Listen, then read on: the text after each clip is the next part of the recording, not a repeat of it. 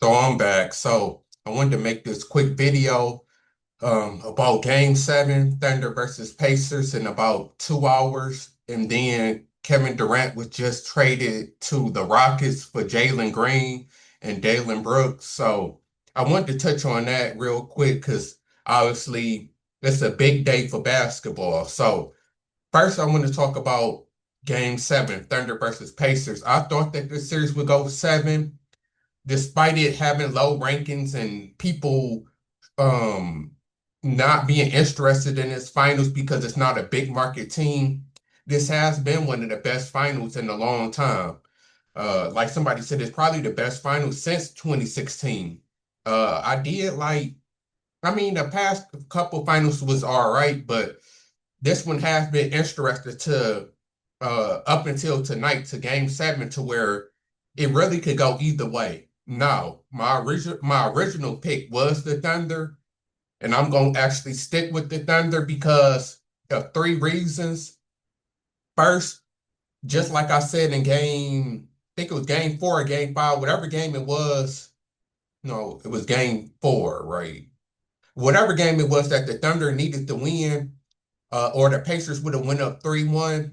I said that I picked the Thunder in that game because like I'm about to say again, the Thunder rarely loses 2 games in a row. They haven't lost 2 games in a row all playoffs, and during the regular season, they only lost 2 games in a row. One time back in November, and Chat Holmgren was out for them 2 games. So they don't lose 2 in a row, and they did it last time. I think they're gonna do it again. They got home court and they got the best player. So when you factor in them three things, the Thunder should win. I know the Thunder's the favorites tonight to win. If they do lose, it will be an upset for sure. Like I said before in the last video, if the Pacers win this series, this is going to be one of the biggest upsets of all time.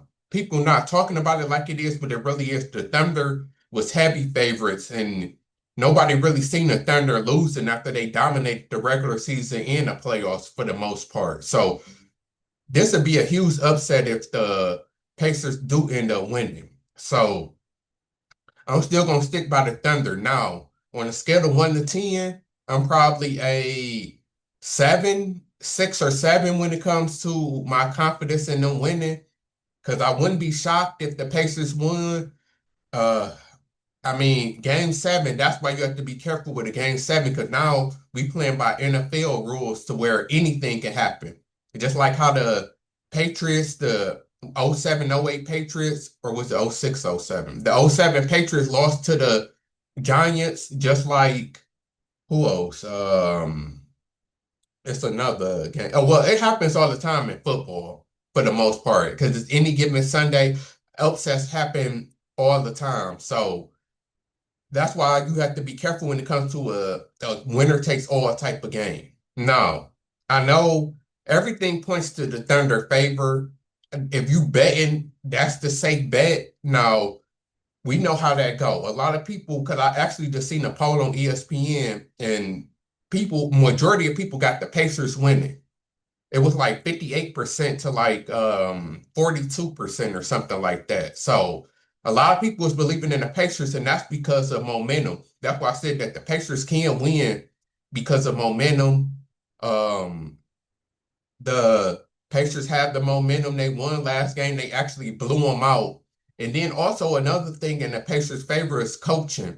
I think that Rick Carlisle is definitely a better coach than forgot who the Thunder coach is off the top of my head, but he's a great coach, and I feel like he's been out coaching the Thunder because the Thunder was supposed to be favorites. The Thunder was supposed to win this series in 4, maybe 5. They were supposed to gentlemen sweep them. And the simple fact that it's going in 7 games, that has a lot to do with coaching because nobody really played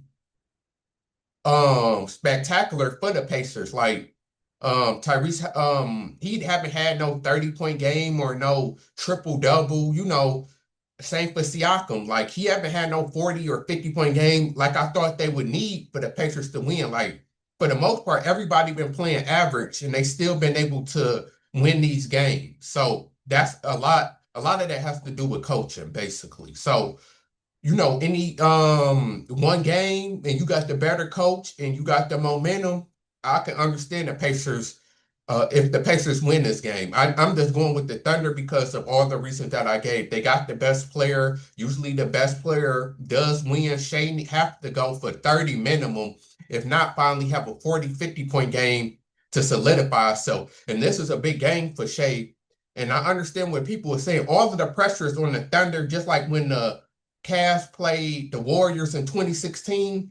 All of the pressure was on the Warriors. Now all the pressure is on the Thunder because they at home and they was the favorite. So I mean, yeah.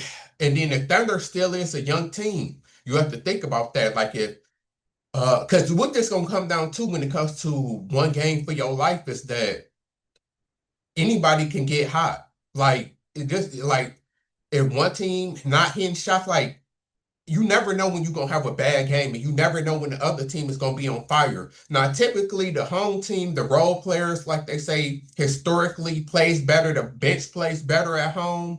So you figured that it would be the Thunder that would be lighting it up, but you never know. They could Shea could have an off night, and Jalen Williams could have an off night. And and it could be and Siakam could finally have his 40-point game, or Tyrese can have him a triple double. So it's dicey. That's why it's worth watching. That's why this is a good game 7. Everybody should be tuned in. What else? Yeah, so it's really like you never know who's gonna get hot. So it could go either way, but I'm gonna have to roll with the Thunder. Next, Kevin Durant getting traded to the Rockets. I've been arguing with not Thunder, Rockets fans all day because they think that this is a good trade when it's not. To me, it's one of them trades like, who cares? Neither team is winning the championship next year. Neither team is even going to have a real shot at winning it regardless. So it really don't matter to me.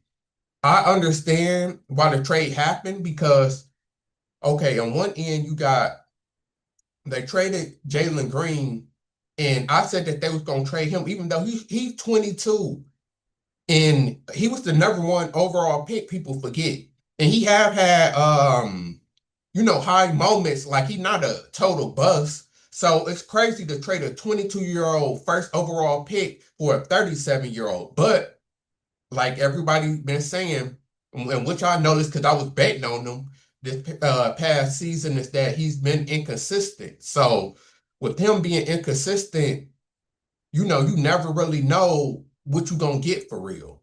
And that's what's really dangerous about all of this is that because he's so young that he haven't reached his prime yet. Like players reach their prime when they like 28, 29, like late 20s is when a player reaches prime. He's still 5, 6 years away from that. So you never know how he could turn out. So it's really a risk because he could get it together and show his potential because the potential is there. That's the thing about it. But he inconsistent, and I've been making the joke. It's all because of Drea, or yeah, Drea. I think how you say her name. The his baby mama that's 38, and the age difference. They was viral last year because she had a baby, and her son. She got a son that's the same age as Jalen Green. So people was clowning about that. Then they just be on social media. So it looked like Jalen Green is more concerned with Drea than he is about winning basketball. It looked like it's looking like pussy over basketball for Jalen Green. And that's sad to say because I was rooting for Jalen Green. He another Aquarius player. I was thinking he was gonna be one of the next great ones like Michael Jordan, Hakeem Olajuwon, Bill Russell, Steve Nash, even Klay Thompson, like what I already, or even Caitlin Clark is Aquarius. So we good when it comes to basketball. This is what we do. And Jalen Green is good. He was the number one overall pick for a reason, but it's not in our nature to be putting pussy over winning. And that's what it seemed like he do. He's too busy fucking Drea and he not in the gym because he literally was one of the most inconsistent players I ever seen. One game he'll have 25, the next game he'll have 7 points. He had so many games to where he had under 15 points and he played the whole game. Like, how's you the star player and you can't even score 15 points? Like, so I get why they like, man, let's get this dude out of here. He worried about the wrong thing, but he's still young though, and he still got the potential. So it's still like it's still a heavy risk. Then I see a lot of Rockets fans is mad that they traded um Dallin Brooks, another Aquarius also, which is crazy. I think me and Dallin Brooks actually got the same birthday, if I'm not mistaken. But but yeah, and then Rockets kind of mad because he's like they 3-and-D. He's the enforcer. You know, he's the Draymond Green of the Rockets. And he was for the Grizzlies, like or a Lance Stevenson. You know, like he a great enforcer. He can hit shots, you know, every now and then, and he play good defense. So he's a good, solid player. So the Rockets is kind of more mad about him being gone. And that's even worse for me too, because I didn't even see them trading him because this was already a rumor trade. Jalen Green for Kevin Durant. I think they said that the Suns declined the trade at first. So I guess the Rockets went on ahead and threw in Dalen Brooks to make the trade go through, but they should have kept him. So it's like I don't think it's a good trade because for like I said, Kevin Durant is 37. I know his birthday is like the end of September. So I'm not sure if he's turning 37 or if he turning 38. Hey Google, how old is Kevin Durant? 36 years old. Oh, so he's 30. So he gonna be 37 when the season starts. So and I mean, yeah, everybody keeps saying he still averages over 25 a game. He's still an elite scorer, which I get, but no, the injuries are starting to catch up to him. Man, like I said, I used to be a Kevin Durant fan. I used to actually argue him between him and LeBron. And I used to always say that Kevin Durant is going to end up being better than LeBron. And Kevin Durant made me eat my words because, you know, he got that Scottie Pippen a Libra thing. I know I'm throwing a lot of astrology stuff. Y'all know I got my astrology channel. So I know y'all like people who don't believe in astrology, whatever. Like I said, go to my other page and I didn't already broke it down.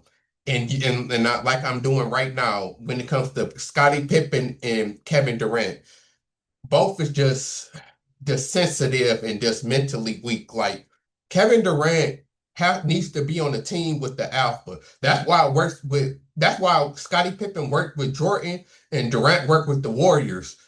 Cause they great players, don't get me wrong, but they just can't be the alpha of a team. They just can't be the ones to lead the team. It's just not going to work.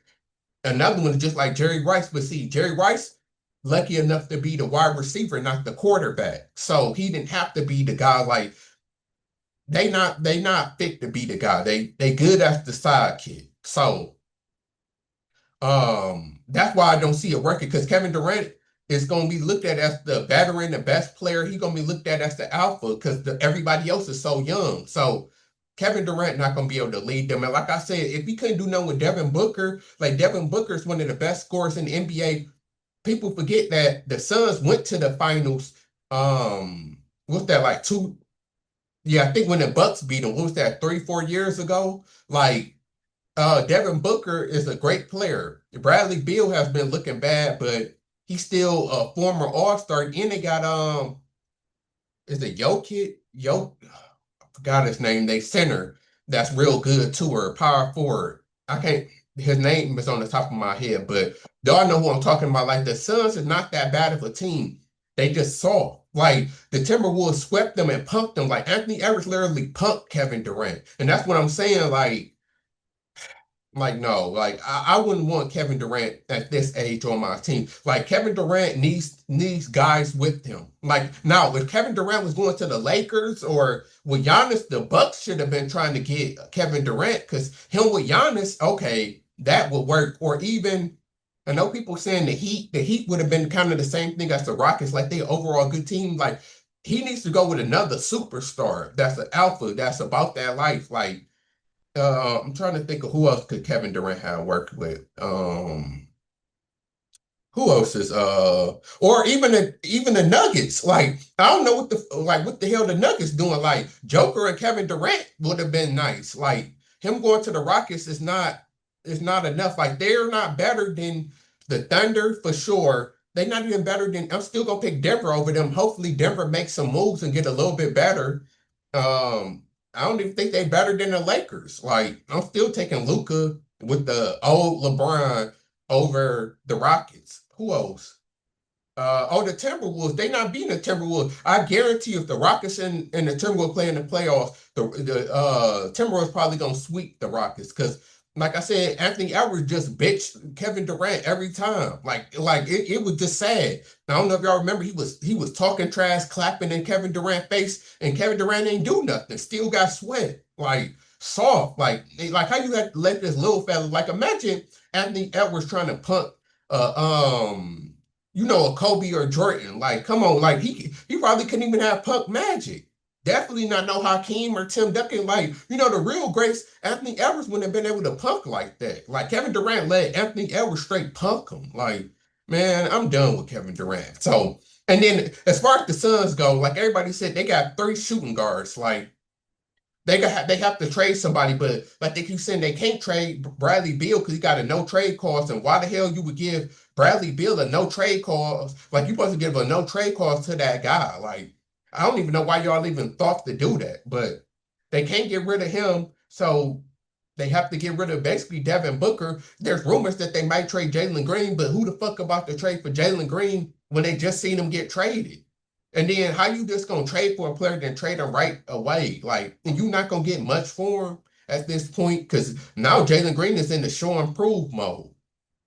The only person they can trade is Devin Booker, and they could probably get some nice piece for Devin Booker because Devin Booker is the elite scorer. It's a lot of teams I can see like Devin Booker could go to the Nuggets. That'd be good. And then if they like, let's say that they do Jamal Murray for like for Devin Booker, like and some other pieces, like, but that'd be the main part of the trade. Um, like that's might be a trade that could work for both teams because if I'm the Nuggets, like Devin Booker is still a better scorer than Jamal Murray is, and more consistent than Jamal Murray is. And then for the Suns, like Jamal Murray is more of a point guard than Devin Booker is. Like Devin Booker is a straight up shoot guard. Like Jamal Murray still is kind of a point guard, even though he's more of a scoring point guard. He's still more of a point guard than Devin Booker is. So he can kind of maybe more so work with Jalen Green and Bradley Beal. But they might just end up cutting Bradley Beal because like they said, it seemed like they really don't want um Bradley Beal at all. So, or you could trade Devin Booker to another team and get pieces. Like that was just the Nuggets, the first thing that came off the top of my head. But like any team could use Devin Booker. Like any team that needs another score could definitely use Devin Booker. So maybe the Suns trade him, but I doubt that they have all three of them in the starting lineup. Jalen Green, Devin Booker, and Bradley Beal. Then none of the three is like great defensively either. So you're gonna have three perimeter players, all scorers, and they all not great defenders. Like that's definitely not gonna work. So that's why I said it's a bad trade for both teams, but it is what it is, and I'm out.